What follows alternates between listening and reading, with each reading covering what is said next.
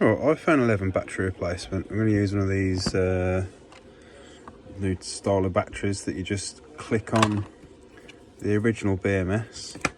So I've got that battery in this phone at the moment. So we've got it to say important battery message. Just clicked on. I'm going to disconnect it. I'll show you. Yeah, and I've got to take this BMS off here from the original battery. Get that fitted to this battery, and then that should remove that battery warning message on this iPhone 11. So I'm going to try that now. So that's it, fitted, 100% and working.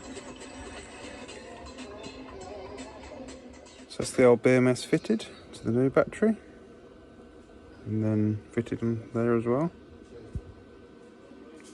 That should all fit in there all now. Right, so it has fitted in. It's all squeezed in there nicely. Let's see if it causes any light spots on the screen when I close the screen. So it's turned out really nice. There's no pressure marks underneath pushing up on under the screen. So that's it, done and dusted. Easy fix. Just gotta get rid of the old battery now. I'm going to discharge it so it's got no energy left in it, and then recycle it at the local recycling